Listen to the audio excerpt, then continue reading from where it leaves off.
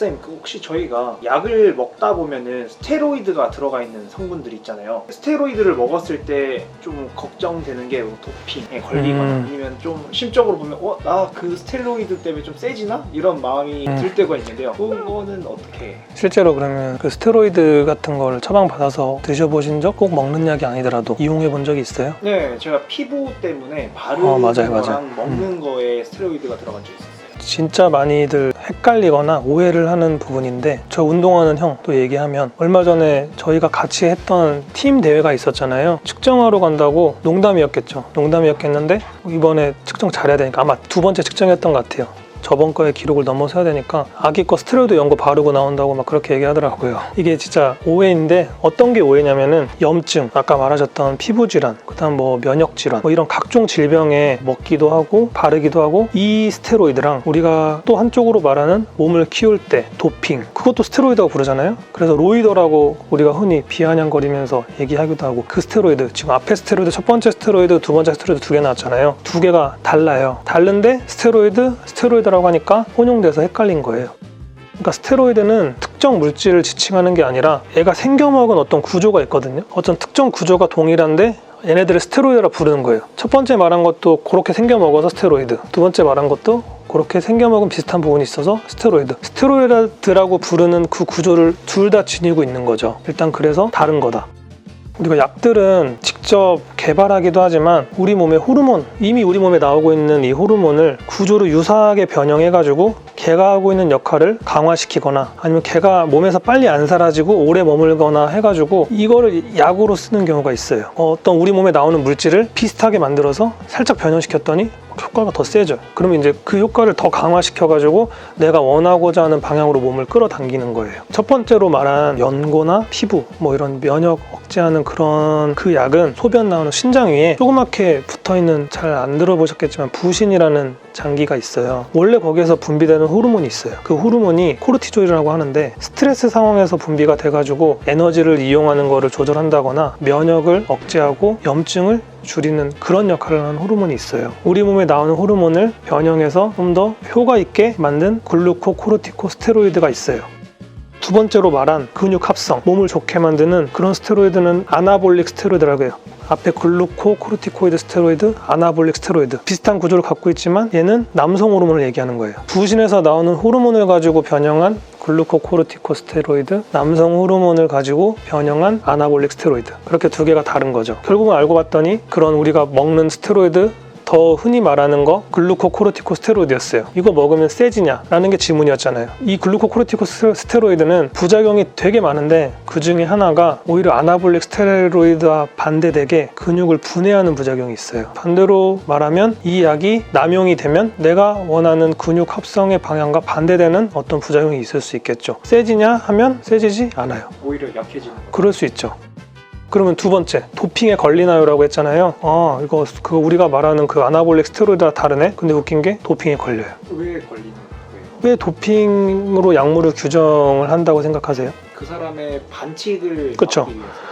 뭔가 스포츠맨십에 어긋나고 경기력 향상에 뭔가 혼자 치트키 쓴 느낌이 나는 거잖아요. 근데 그거 말고 한 가지가 더 있어요. 선수를 보호하기 위한 차원에서 어떤 약물들은 금지를 시켜요. 통증을 엄청 호소하는 선수가 아나볼릭 스테로이드 말고 글루코코르티코이드 스테로이드를 적용했더니 내 아픈 부위가 염증이 확 가라앉아가지고 나 경기 출전할 수 있을 것 같고, 그래서 억지로 염증을 때려 눌러가지고 경기를 출전했어요. 그랬더니 살만한 거예요. 갑자기 나 머슬업 어깨 아파서 못하겠는데 머슬업 갑자기 푹신푹신하게 잘 되는 거예요. 그러면 좋은데, 약을 딱 끊어버리면은 고통이 그냥 쓰나미로 오는 거예요. 굳이 염증을 억지로 눌러가지고 내가 소화하지 못할 어떤 몸에 부하를 걸어가지고 더 심한 통증을 겪고, 그럼 어떤 생각을 했어요?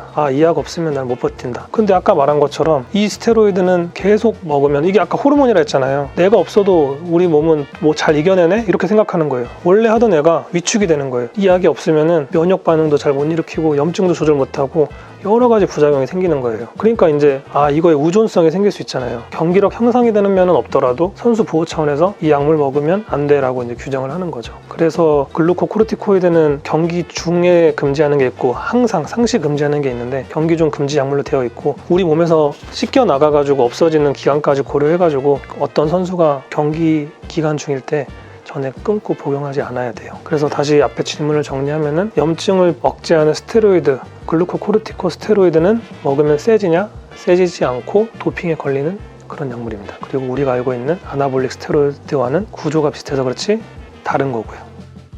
그럼 스테로이드 글루코코르티코이드 알 필요 없어요 사실. 네, 그거와 아나볼릭을 같이 사용을 하는 경우도 있나요? 스테로이드는 염증을 없애주는 거고 아나볼릭은 이제 제 몸을 강하게 남성 호르몬을 통해서 강하게 해주는 거니까. 아나볼릭은 사실 엄밀히 말하면 사용하면 불법인 거죠. 네. 안 되는 건데 이게 왜 있냐면은 남성 호르몬을 치료 목적으로 사용하는 경우가 있다 보니까 이제 악용돼가지고 그렇게 하는 거니까 치료 목적에 의해서 두 개를 같이 사용하는 경우는 있겠죠. 내가 염증을 억제하기 위해서 면역반을 억제하기 위해서 사용하는 거랑 남성 호르몬을 주입해야 되는 경우랑 뭐 두 개가 접합될 수 있지만 우리가 상상하는 힘이 세지고 염증은 억제하고 강해지기 위해서 하는 방법은 전혀 의료적으로 사용하지도 않고 금지되어 있고 그런 거죠.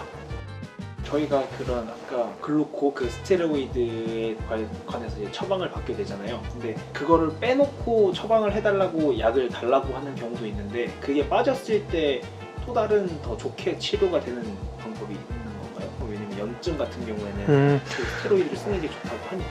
그래서 사실 염증하고 통증 조절하는 것 중에 줄임말이긴 하지만 비스테로이드성 소염 진통제가 따로 있고 굉장히 흔히 살 수 있는 뭐 회사마다 상품명은 다르지만 타이레놀과 같이 교차 복용하는 이부프로펜은 성분명이에요. 타이레놀의 성분명은 아세트아미노펜이고 이부프로펜이 비스테로이드성 소염 진통제인 거죠. 그러니까 이제 그건 훨씬 더 안전하고 뭐 여러 가지 부작용도 상대적으로 적고 하니까 처방전 없이 약국에서 살 수 있게 되어 있는 거예요. 돌려서 얘기했을 때 역시 TV에서 보는 것처럼 글루코코르티코이드 스테로이드는 안 좋은 거구나, 쓰지 말아야겠다 라고 그렇게 또 생각할 필요가 없거나 하지 말아야 되는 게 필요한 경우가 있는 거예요. 염증을 어느 순간 집중적으로 억제해줬을 때 이득을 보는 경우가 있어요. 스테로이드는 싫어요 라고 할 필요는 없고 전문가의 의견에 따라서 잘 조절돼서 처방을 받고 용법 용량에 맞게 드시면 되는 거예요. 필요한 기간 때 잘 먹고 그거에 의존한다거나 과하게 활용한다거나 부작용을 기대하는 거를 역으로 이용한다거나 그러지만 않으면 되는 거예요. 필요하니까 지금도 엄청나게 효율적으로 많이 처방되고 있는 거죠. 운동선수들도 이런 걸 매우 잘 알고 있어야겠네요. 그거 말고도 이런 경우가 있어요. 운동선수들이 우리가 생각하는 것과 반대예요. 어떻게 하면은 몰래 운동 능력을 향상시키지? 도핑 약물을 복용하지라고 생각하는 게 아니라 약 잘못 먹으면은 도핑에 걸리니까 약 먹지 말아야겠다. 그래서 이번에 카타르 월드컵 때 손흥민 선수가 아픈데 타이레놀만 먹고 버텼다잖아요. 그러니까 이게 도핑에 걸릴까봐 감기약도 안 먹고 이런 운동 선수들, 엘리트 스포츠인들이 있어서 그런 부분에 대해서 많이 알리고 해야 되는 것도 약사님들의 몫이라고 생각해요.